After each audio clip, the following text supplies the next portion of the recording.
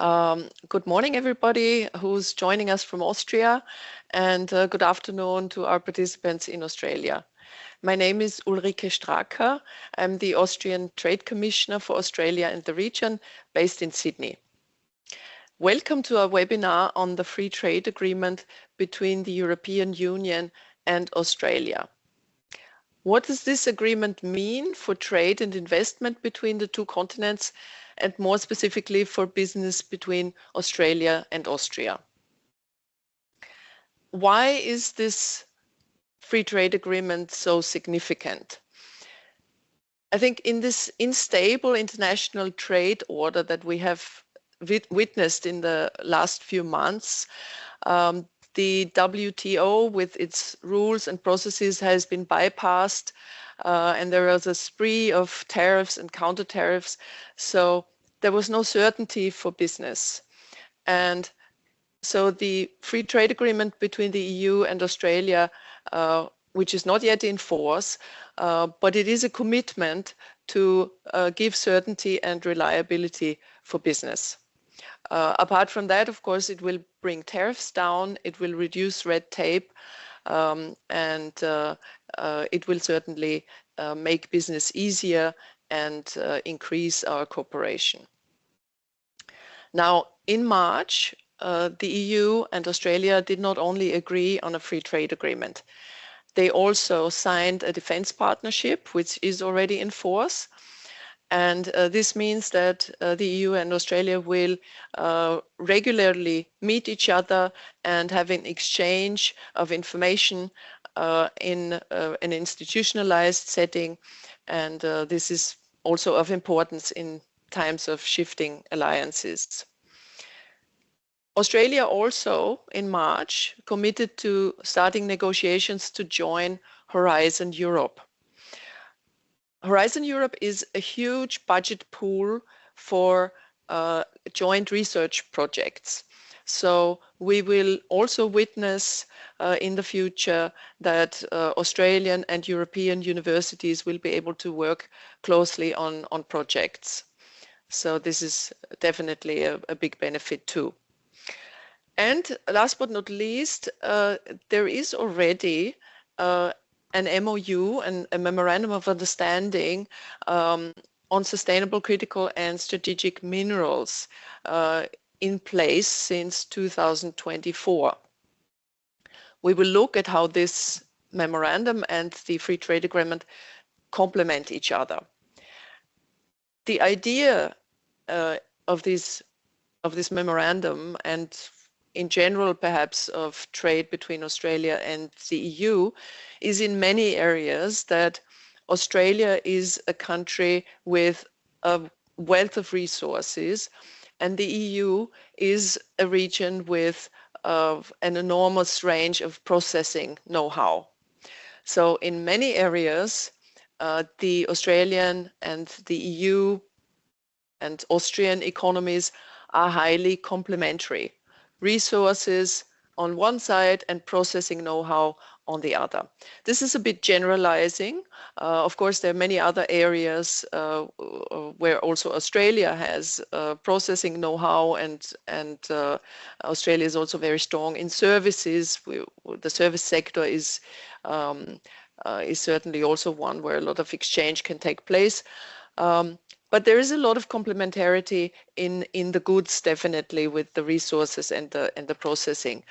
And this also applies to Australia and Asian economies. So Australia being part of the Pacific Trade Partnership, CPTPP, and having a free trade agreement with China, where in both there is a near complete elimination of tariffs, is a context in which we can see the EU-Australia Free Trade Agreement. It will put, when it enters into force, it will put European companies on an equal footing with Asian importers, or Asian exporters to Australia, rather. Now, it is also true that Australia does not have very high tariffs. And in many areas, in goods which are not produced in Australia, the tariff is already zero. for goods that come from the EU. So we ask ourselves, what is it that the EU-Australia FTA promises to European exporters? Where do the largest benefits lie? And which are the Australian exports to the EU which will profit most? And what about services? So these are the topics that we would like to cover today. Let's get started. We would like to include you, our audience, as much as possible. Now we have a lot of participants, luckily. We have received some questions via email, but we're still counting on your participation through questions in the chat. You can write those in the chat anytime, starting now, and we shall pick up the questions after the presentations. The webinar will be recorded, and you will receive a link to the recording in the coming days, along with the presentations. But who are the speakers today? Who is with us and giving us, sharing their know-how? Let me introduce Michael Sachsel. He is a senior trade policy advisor at the European Policy Department of the Austrian Federal Economic Chamber, WKÖ. He and his team represent the commercial interests of Austrian business at both national and international levels. And his main areas of expertise include European law, international trade policy, trade agreements, and tariffs. Prior to his current position, he worked in Brussels for the European umbrella organization of the retail and wholesale sector, Eurocommerce. His background is in law and international relations, public affairs. Welcome, Michael. Let me also introduce... Thank you for having me. It's a pleasure. Great. With us also, and you can see him, is Arnold Jorge, the Chief Executive Officer of the Export Council of Australia. Arnold, we are really pleased to have you with us for this webinar, because you will give us the Australian perspective and how Australia and Australian companies can profit from this agreement, and how cooperation with Austrian business is possible. So Arnold is a former diplomat, a trade negotiator and consultant with over 25 years of experience in global trade policy and negotiation, entrepreneurship, psychology of marketing. He has a degree in Master of Business Administration and is skilled in lean startup and agile methodologies and strategic foresighting. So we're very happy to have you with us, Arnold. Arnold doesn't want to unmute himself, because he knows we are going into the presentation by Michael. Michael, the floor is yours. Well, thank you for the kind words. Good morning, good afternoon. Here from lovely, rainy Vienna. Well, the EU-Australia trade agreement. First of all, I just want to give you a brief overview, the history and politics of this agreement, a bit economic data, the main benefits, why do we have this agreement, and an overview of the, in my opinion, most important chapters. I have to say, this overview is based on the documents published by the European Union. So some appendixes on, as of now, not already online, but they will be released before the end and the signing of the agreement, obviously. Well, the timeline. For those who follow this agreement or the developments of the latest years, there was a deadlock. We are living now in a new world. There's a certain Trump effect. We can no longer say no to good agreements. Is this agreement perfect? No agreement is perfect, but both sides, from my understanding, they now say, okay, we need to improve trade ties. The world is unstable, and trade agreements have a proven track record of giving economic prosperity to both parties. So yeah, after the last 2-3 years where the negotiations were frozen, now the good news happened in spring this year, where we have the conclusion of the agreement, and now we have the whole process of getting it through Parliament and the Council. What do I mean? There are certain ratification steps. We've seen it with the trade agreement EU-Mercosur, which was a long time and is still just since the 1st of May in force. We are here. We legal scrubbing. So we need to translate everything. We need to make sure that in the text, in the proposals, there are no contradictions. Then the Council will adopt it by qualified majority. So it's not just 50%. You need a certain amount of member states representing a certain amount of EU population, so that you have broad consent for such a trade agreement. And then the European Parliament has to vote on it. There's no fixed date yet. We tend to say the end of 2027, entry into force. We had talks with the Australian ambassador here in Vienna. He is more pessimistic. He says maybe it could turn to 2028, but let's be optimistic because this agreement is not as controversial as other trade agreements. So reasonably 1 year, a bit more, we should be at the end of this whole long process. Why do we have this agreement? First of all, there are already 460,000 jobs in the EU based on exports to Australia. The Commission wants to secure these jobs. Stability is a value we now in Europe really appreciate, because we have seen in the last few years from Moscow to Washington to Beijing troubles on every major trade partner, trade issue. So just to secure those jobs, it already has a huge value.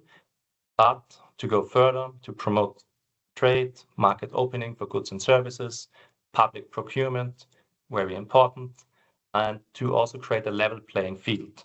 Australia is an attractive diplomatic country, also probably a beautiful country. They have many trade agreements, and EU and Austrian companies, as of now, they can have strong competition against companies from other countries who already enjoy the status and the benefits of trade agreements Australia has with other countries. What were the political considerations? This is the latest FTA in the region. The European Union has FTA with New Zealand, with Singapore, with many in the Indo-Pacific region. It has long-term value. For the Australian side, we will hear more later, but the EU is a reliable, rules-based partner, and everything is also about diversification away from China. Just some data. As of now, we Austrians export much more than we import from Australia. So there is room for growth for sure. Australia, 27 million people, strong economy. Just to show you, this is less than we trade with small states in the Balkans. Yes, law of gravity, but still there is room for potential. When we have a look at some other economic data, the EU number 2 on the import side, but for Australia, which is much more orientated towards Asian countries, not just China, but mainly China, we can see we could do so much more. So good that we have this trade agreement. We should have done it a few years earlier, but politics is politics. Also, it's not just tariffs. There are other trade barriers. The colleagues from WIPO have created this overview that there are many actions on certain categories machines, cereals, clothing, etc. These are not just about tariffs. There are public procurement issues, import controls, trade restrictions, and some of them will be dealt with this agreement. The benefits. You might have seen it in the news, elimination of basically all tariffs. The Commission has credible studies which show that we will increase our exports of goods to Australia 33%. Every additional export billion should bring 6,000 more jobs. The competitive disadvantage we've already talked about. This is especially interesting because the United Kingdom got a trade agreement with Australia. So there's competition not just in Asia, but also with other European countries and supply chains. Raw materials, the whole world needs them. As of now, processing, as we said, there could be new value chains. For that, you need legal certainty and stability, and you will get these from this agreement. Agriculture. Agriculture, we have seen in every trade agreement, people talk just about agriculture because it's controversial, because there's vested interest, especially on the European side, probably also on the Australian side, about market access, about what can we actually get out of this agreement. And here, EU agriculture exports, especially milk, should improve. On the same side, there was a compromise on many issues. Yes, Australia will export more beef, sheep, sugar, and other food products, but there are certain quotas, there are safeguards, and it's limited. On the other side, GIs, hot button issue. Why? Because many GIs, which are valuable here in geographic indications, which are valuable here in Europe. Australia has a huge European heritage and population. So there's Australian Prosecco, there's Australian Parmesan cheese, feta, and so on. And there are many now special arrangements to phase out some GIs, to have certain labeling issues and so on. And we will benefit on our most common Austrian geographical indications. I just put Tiroler Speck here. I'm Tyrolean, and I hope we will sell much more of it. This is a slide just to give you an overview, because there are other, besides the things we just mentioned, there are other small issues. There's a bundle of new rules. For example, the luxury car tax, which should make things easier for European companies, car companies, the acceptance of EU-type approval certifications for cars. That's that. When we have the structure of the agreement, it is a comprehensive next generation FTA, similar to the one with New Zealand, less similar to the one with India, which we just agreed on the same time, because fundamentally the level of rules, sustainability, and government relations are just different. The main chapters, trading goods, we've already mentioned it. We said, well, Australia tends to have low tariffs, that's true, but still there are tariffs on certain sectors like chemicals, textiles, plastics, cars, around 5% up to. They will be eliminated, mostly entry into force. Sometimes it's a few years based on a tariff reduction plan, which unfortunately we don't have, but which we will get in the next few months. More interesting is food, drinks, because there the tariffs tend to be higher compared to machinery, and which we should never forget, this is also stability, because now we have a treaty where we say, okay, we want to have this at zero, we want to have trade liberalization, and we want to keep it. because this is a lesson from the last years. Just because you have good trading relations, it can get worse. And just to say, okay, here we now have a certain guardrails, how we want and how we imagine our relationship is valuable. Rules of origin, similar to the other rules of origins with the latest EU trade agreements. Interesting, not just a statement of origin, but also importer's knowledge. It's back. Importer's knowledge is not in the EU-India agreement, but it's in Australia, which is always highly valuable for EU companies, 10% general tolerance, and the comprehensive guide will be available closer to the implementation.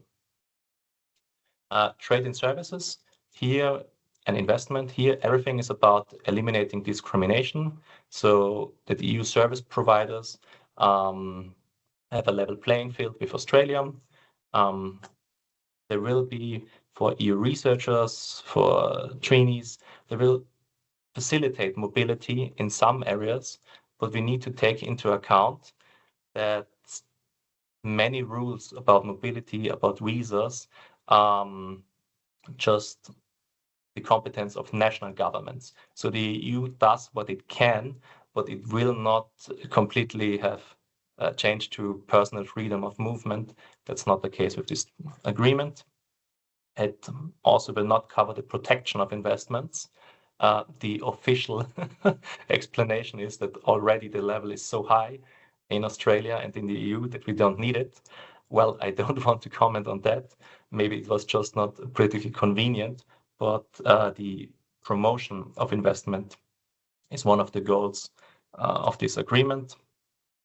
And also small issues will be improved. For example, Australia will raise the foreign investment screening thresholds for private EU investors. Nice, that's a low-hanging fruit, but we take it. Critical raw materials, it was already said, major producer, Australia, stable, resource-rich partner. We should have done much more in the past. There was already 2 years ago a memorandum of understanding. Those memorandum of understandings, they are nice, but they need to be substantial, and they need to be the pathway to something else. I guess the memorandum of understanding led to this chapter, led to this trade agreement. And here we have the basis for further cooperation and joint ventures. This is something long-term value. We probably won't change our supply chains from, let's face it, China to Australia in the near future, but to have this chapter is important for the long-term development of our trade relationship. Government procurement, and I come to the end. This is something which is underestimated in many trade agreements. We have seen normally when the state, national government, or the federal state tends to prefer the companies from their own country. This is natural. So Australia will allow EU companies to have equal footing, and there are many entities. When you look what is the government, which will open up for the first time for EU companies to try their luck and to have potential huge new government procurement market. The same, this is also from the EU side. We go beyond what is covered on the WTO agreement, and it's not just that Australia opens up, it's also important that the EU says, okay, we want to liberalize in this field. And here I come already to the end. I'm happy to talk later with Arnold and to get your questions. And with this, I would like to give it to you, Arnold. Thank you, Michael. So Tanya, hopefully you can share my slide.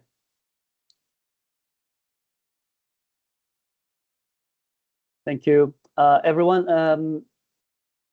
Just to introduce what the Export Council of Australia is very quickly. We are a sort of chamber of commerce and industry. We are private. We're not part of government.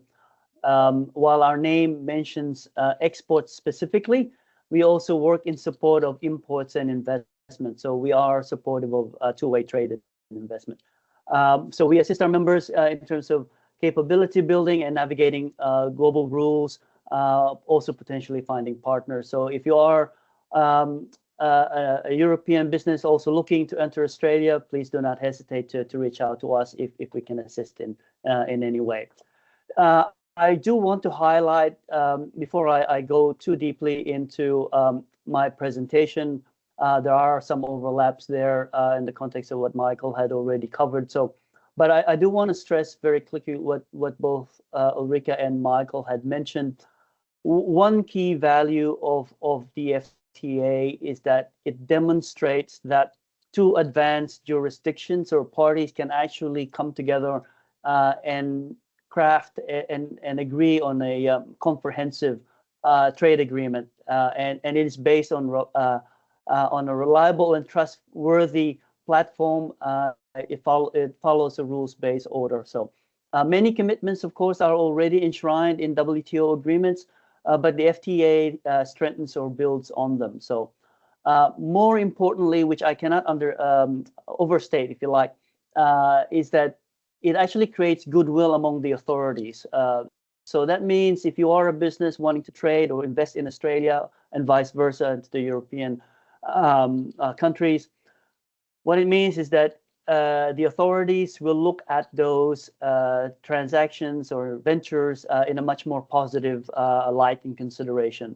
And that means if you encounter any issues, even if it happens to be from an administrative aspect or side of things, then you can expect that there will be some effort to make sure that those hurdles are addressed in some way.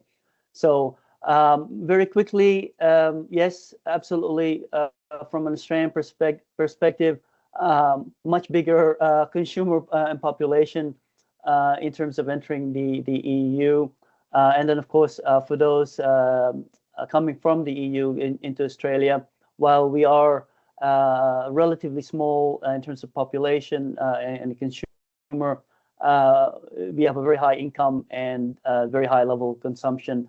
And you should also perhaps look at Australia as a gateway to the broader Indo-Pacific.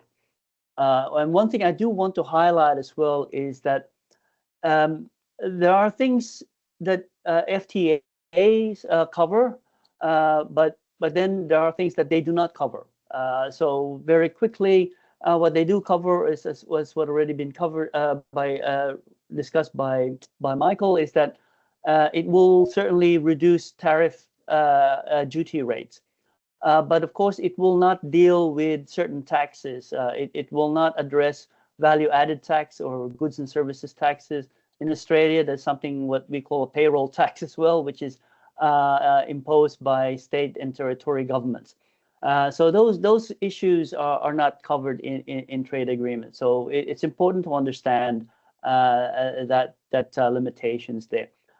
Nevertheless, it sets the right parameters to make businesses far more easier than what would have otherwise.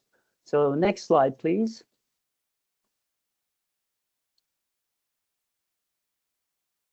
If I can go to the next slide. Yep, that's it. Yep. So again, in terms of, oh, it's gone.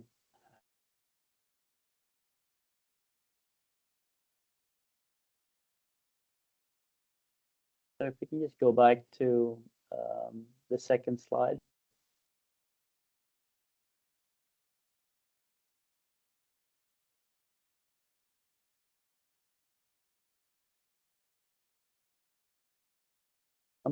My apologies to everyone as well, because I'm actually in a hotel. The Wi-Fi here is very slow. So there may be some technical issues. So okay. So if I just quickly discuss the goods space, and as Michael had mentioned earlier, there are sensitivities in the context of agri-food not just from the European side, but certainly from the Australian side.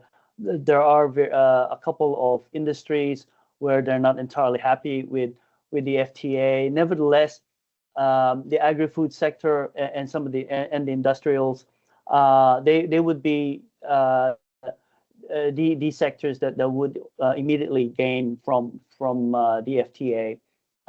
So from Australia perspective, 97.8% of Australia's goods exports to the EU will immediately enter duty-free, and for the EU exports coming into Australia, about 97.6% of EU exports to Australia will become duty-free once the FTA comes into force. And because we have so many European firms online, and again, Michael had touched on, certainly Australia needs a lot of EU machinery, medtech, and of course, premium food and beverage. So there are opportunities here in Australia. In the context of standards that will need to be met in relation to any goods, some standards, I think I understand it, there's some standards that are certainly covered under, there's already been an alignment in terms of the standards, but for the other standards, there will still be issues that will need to be met. So for example, if you're a European company coming into Australia, you will still need to meet the food standards, Australia and New Zealand requirements. There are requirements in relation to labeling and packaging and environmental reporting. And that's the same with Australians going into the European markets. Okay, so we can go to services. So the next slide, please. So I understand there's a lot of businesses, companies involved in services. So one of the key things that this FTA actually encourages is for professional associations here in Australia and in Europe to come together to actually discuss how they might actually bring to some alignment professional qualifications and recognition. So that could then be further considered during the implementation of the FTA. So I think that is one of the key advantages from this FTA, is that it does actually encourage that, and hopefully that will again reduce some of the trade frictions that come with recognizing qualifications and being able to move between different jurisdictions. And there was a question already whether or not there will be some changes in mobility of businesses. We understand that is the case. There will be some extension of the period in which certain businesses can come within, say, within Australia, and in Australia within Europe, and then under an innovation mobility pathway, which actually focuses a lot more in terms of the research and scientific work. I think there will be an increase in some of the quotas for the number of Europeans, for example, coming into Australia. So there will be improvements in that space, but because we're still early in the process, a lot of these will effectively be implementing regulations. A lot of the details will materialize much later. However, it is quite important now for businesses both in Europe or in Australia to come together and actually find a way forward to working together and make sure that when the gates are finally open completely, that the process will be much easier. Next slide, please. I'm trying to move this fairly quickly just so that we'll have more time for a discussion. So standards and sustainability. If you are interested, you could actually look at the draft documents in the FTA, and then you can find within the FTA various chapters. And if you are looking for standards and sustainability, that will be in the TBT chapter, which is the technical barriers to trade chapter. And certainly one of the key thing there is, again, this cooperation on technical regulations and standards. And that will actually allow the various authorities to work together to, again, hopefully, try to align various requirements, and it makes it easier for businesses to trade between jurisdictions. But again, while there is this much increase in transparency and consultation, there are still various existing standards that both sides will have to meet.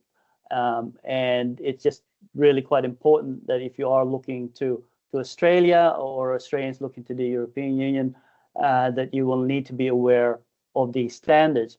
One thing I would suggest certainly is to press relevant authorities to actually provide as much information, or perhaps even some kind of capacity or information building sessions that will allow for businesses to have a better understanding of these regulations.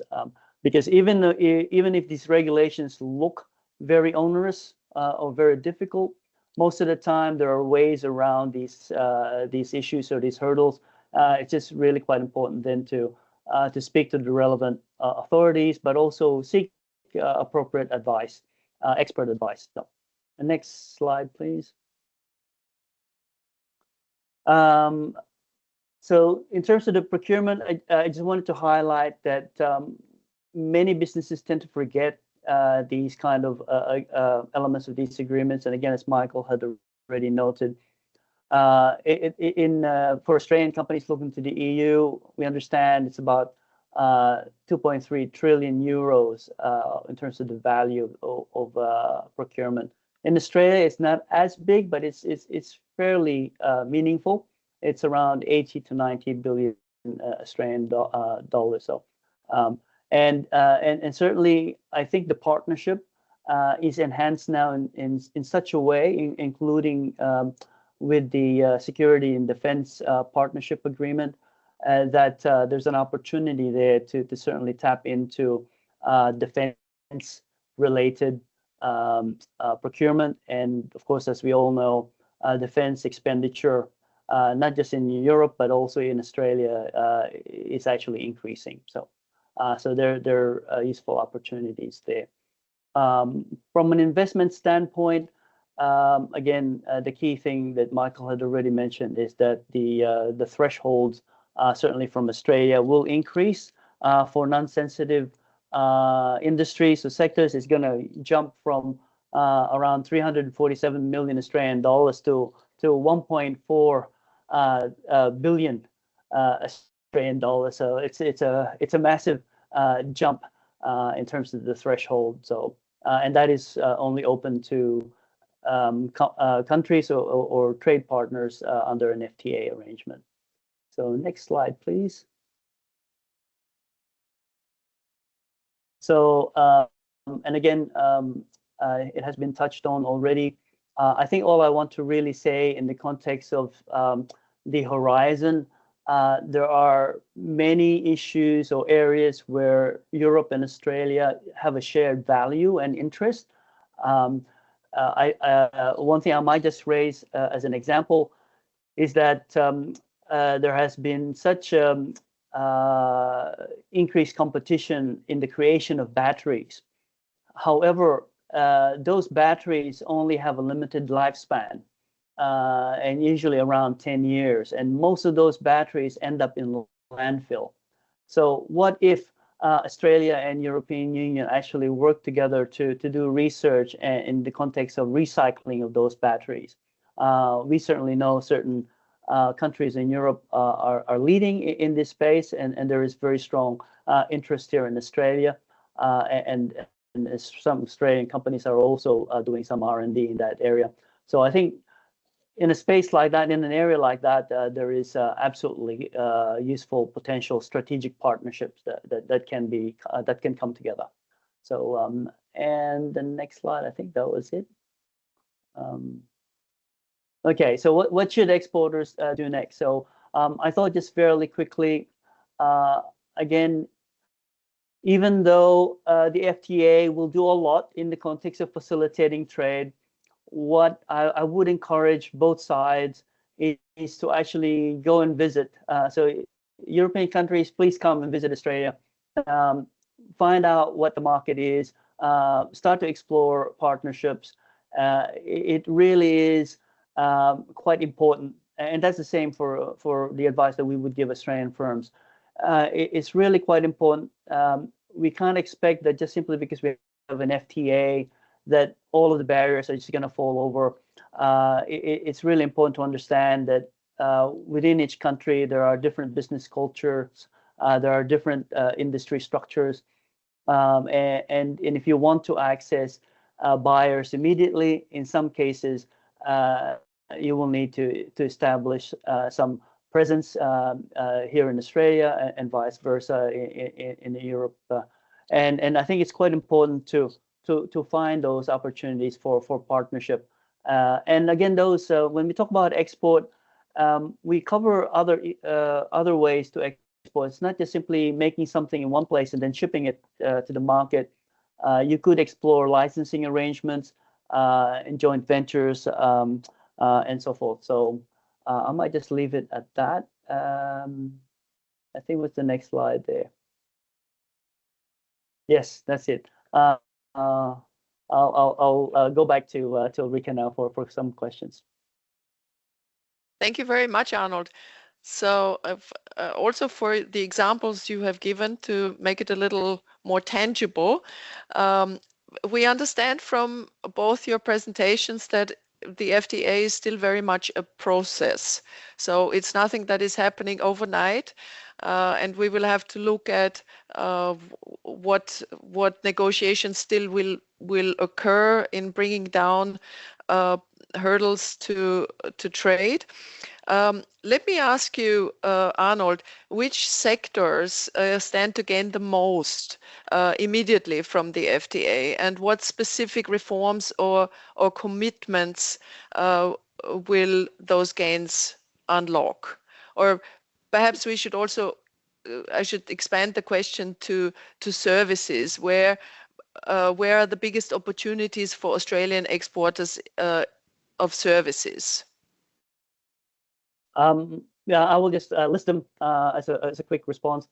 Certainly, as I mentioned, agri-food, such as nuts, barley, seafood, carrots, honey, olive oil.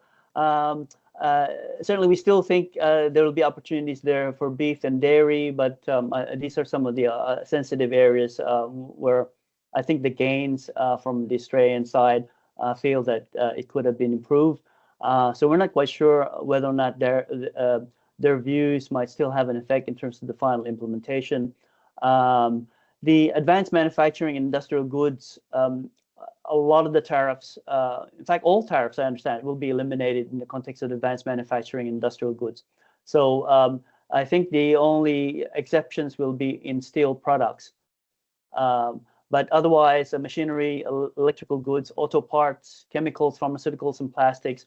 Yeah, so it's really quite important to, again, use this opportunity to really strengthen that integration between supply chains of the EU and Australia. And again, certainly in the energy and resources and green tech. So anything, as again, Michael had mentioned earlier, critical minerals, hydrogen-related products, certainly even issues such as I mentioned, batteries and solar, maybe opportunities there. In the context of services and digital, professional and business services, maritime transport. One thing I might just throw out there also as a particularly unique potential partnership is AI. Australia actually has, Australia is not as well known in the context of its strengths, but Australia actually has very good AI businesses, and in particular in the context of AI and logistics. We have AI which actually orchestrates with all of the various agents and within the supply chain and logistics space. So I might leave it at that and allow Michael to respond as well. Yes, please. Yeah, thank you for the opportunity. I'm just on the Q&A section writing with the question about fintech and digital trade. So if you could please say the question again, I will just finalize the answer. Okay, I will tell you, Michael, what it's about. This is where we had also received an email. It's a company that offers software services and software for cash desks, I think is the word, and they're connected to the tax authorities. That could be an example. So it's really software, and so the question is, how would such software and installation, when exported to Australia, profit from the free trade agreement? Well, I think there we would look at the digital trade chapter 11, where we have all the agreed upon changes and news about digital trade and everything related to software. The issue, well, what can the EU do? The EU can say we want to enable cross-border data flows. We want to recognize EU contracts, e-signatures, EU e-invoicing, so E, not EU. And this makes digital and software issues easier. But I guess that's the main point, because often we struggle with basic issues that just like e-contracts, authorization, and regulation is the enemy of many innovative software companies. And just to have at least there is certainty, we want this, I guess, is an improvement, but the digital trade chapter is not the longest and most comprehensive chapter of this agreement. What does that mean, Michael? If it's not, do the countries still need to, or does the EU and Australia still need to come together, or professional associations like Arnold mentioned, and agree on something? Is this still? No, there is a digital trade chapter, but there are just some articles, especially around legal issues like, okay, how can we, do we accept electrical signatures, e-documents, authentications? This is already in the agreement. Yes, this does not need to be negotiated any longer. And also that we should not impose custom duties on transmissions. That is already in the agreement. Okay. Ulrika, on the fintech, the Australian market is generally quite open. It's a very competitive market, though, in the context of fintech. It's actually a very vibrant industry to be in. So generally, Australia is very welcoming of fintech.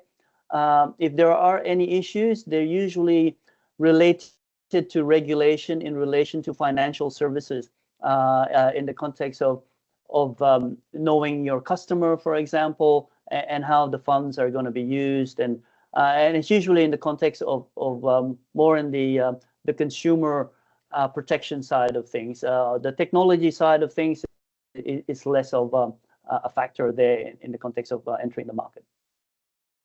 Okay, thank you very much.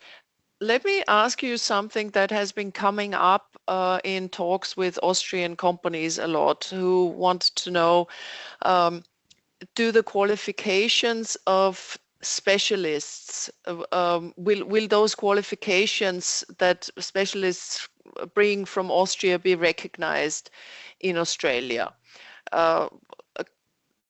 Recent examples are of companies that have a subsidiary in Australia. They perform a service to their customer. They need to bring in a specialist who understands their equipment and perhaps also the software. And for the implementations, it was difficult to have Australia recognize the professional degree or the qualification of the person. Will the FTA change something in that respect? I'm sorry. I'll answer that fairly quickly. Yeah. There are elements of the FTA that will allow a much easier process of those experts to come to Australia, for example, to install that equipment.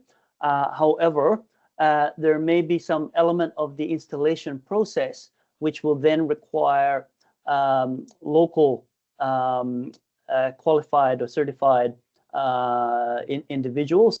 So again, this is where, in one sense, it'll be less of a restriction, but more of an opportunity for a partnership where some of the expertise will then have to be complemented, if you like, by the domestic experts.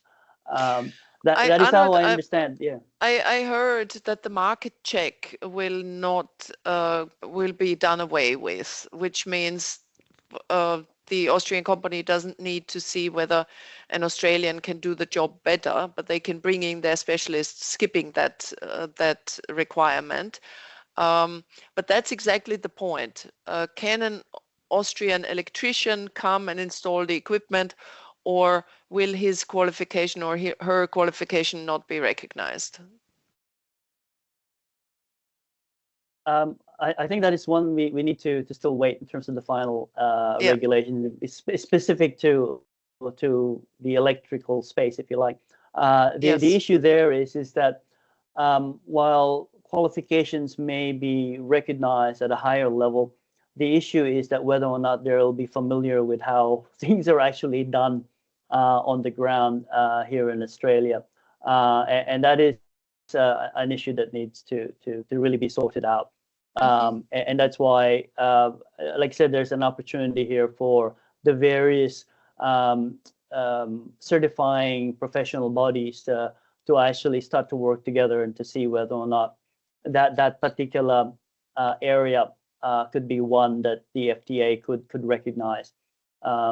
So yeah, I don't know, Michael, if that is your understanding, and please correct me if I'm wrong. Yes, it's similar. I just want to add that what we already know, that from the union side, the European Union shall extend to family members of natural persons who intra-cooperate transferees, also a right of temporary entry. So I guess this is interesting for Australians who have a job to do in the EU and want to take their family with them. So this is something which is already in the annex of movement of natural persons.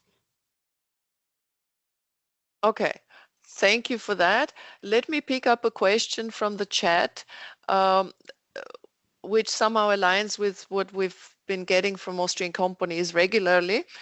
Does the FTA include anything regarding recognition mechanisms for medical devices? More specifically, can CE certified medical devices now be imported and recognized in Australia under the new agreement if they were not classified or certified by the Australian authorities? So this is regarding the medical, but we of course get these questions regarding other topics as well, other sectors as well. There are certain technical standards, certain certifications needed, whether they regard building equipment or other products. What will the FTA do for that? Michael, maybe you can. I would actually say Arnold, but okay, well. Look, it is actually, sorry, in the top of my head, I cannot recall whether or not medical equipment was specifically addressed as an immediate area, but not medical equipment. Yeah, but I don't know, Mike. Sorry, go on. No, just from my understanding, cosmetics, but not medical equipment. No.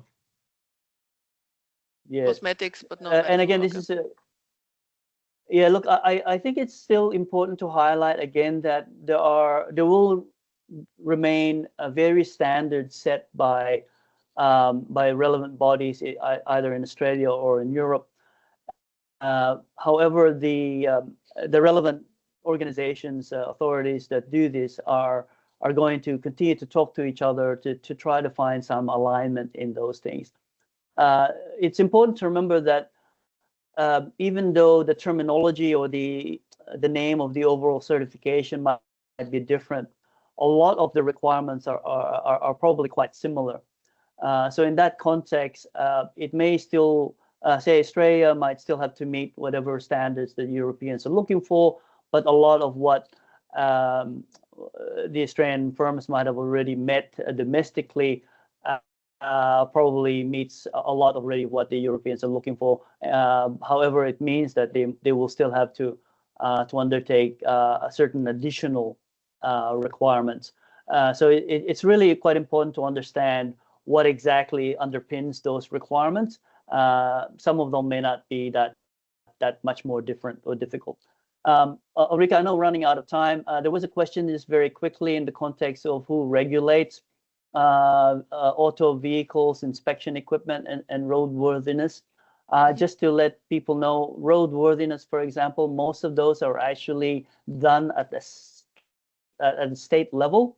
And in fact, you can Google it quite quickly. If you say, for example, the state of New South Wales, and then you could just look at the inspection process for auto vehicles, automobiles in New South Wales, then they'll be able to pick up. There are higher level regulations and rules which is done at the federal, but most of this is actually done at the state level. Okay. There is another question. We do have a subsidiary in Singapore. Goods, plastic products and machinery are produced in Austria and sent to the Singaporean warehouse that sends items to Australia and other countries. Would the FTA make our subsidiary obsolete? Michael, you want to tackle that one? Well, that's a huge question. I mean, there's logistics, there are other issues. So you're producing in Austria and you send it to Singapore, and from Singapore then to Australia. Well, it does depend on which tariff numbers are we, which tariff codes are we talking about. But I would be cautious to say, okay, now we don't need our already existing base of operations just because we will get this FTA. Maybe in the long term, this could be interesting to evaluate, but I would not feel comfortable to say now, okay, you don't need your subsidiaries in Southeast Asia any longer. That's a bit step too fast, too far, I'd say. I think a key question is it's actually a very interesting question because it depends on what was the reason for that subsidiary to exist in the first place. It may be that the product has gone through some kind of transformation in Singapore, and then that meant that they were able to take advantage of the FTA that Australia has with Singapore. Yeah, it depends on what was the main reason for it. A lot of the shipment, logistic-wise, from Europe tends to go via Singapore to Australia anyway. So that may be one of the reasons for that stop. And also, if they are sending their products to other parts of Southeast Asia, then certainly that means they're much closer to those markets. So, yeah, I would say that's a fair point. Thank you for pointing this out. That besides tariffs, I mean, I guess this is something which you would not need any longer, depending on the product we are talking about. But for logistics and other issues, and to send it to other parts of the world, I would say Singapore is still going to be important. I would think that the tariffs would not change, it being an Austrian product, whether it's shipped through Singapore. Only if you transform it, exactly. Yeah, but not being in the warehouse. So we are coming to a close. I would perhaps like to answer one more question because it shows us where the limits of the FTA lie. Does it get easier to travel to Australia? Will visa be affected? No. In general, I think we can say visa regulations are not affected. Arnold, you mentioned in the sphere of research, there may be some extensions for stays, also for installation of plants. There may be some extended periods, but this is perhaps not related to visa so much, rather perhaps regarding the setting up of a permanent establishment. Would those be the rules that are concerned? I'm not certain. Yeah, look, I think there will be some streamlining of processes in the context of establishing operations in Australia and certainly sending businesses, staff to Australia in terms of the length of time they'll be spending here and so forth. I think based on what has been shared by the Australian government, there are meant to be some improvements there. But again, we just don't know at the moment in terms of the finer details on this. And so we will have to wait, I think. Yeah. Mm-hmm. Well, with this, I would like to thank you too. I would like to mention that we will be sending the presentations and the recording of the webinar to all of the participants who have signed up. And we are aware that there are many questions that we were not able to answer today, some of them because of lack of time and others because simply the regulations are not that clear yet. We will perhaps have a follow-up discussion. It would be nice to have you on board again for that. I would encourage you to give us your questions and we will answer them. Tanya, could you? Oh no, it's me who has to share a slide with you. Let me just share what we are planning for the fall.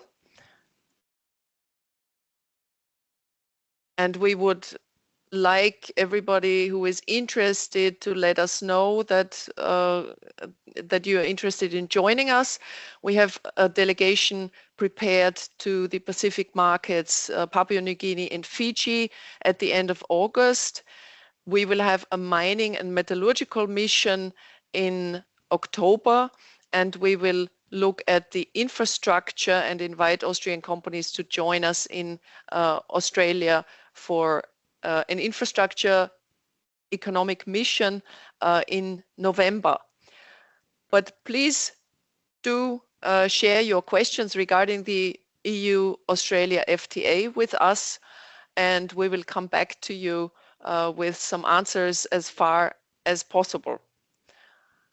Once again, Michael, thank you very much for joining from Vienna. Arnold, great to have you on board for the Australian side. And it's goodbye to everybody, and we would like to stay in touch. So please write to us, and we will come back with answers as far as we can. Thank you very much.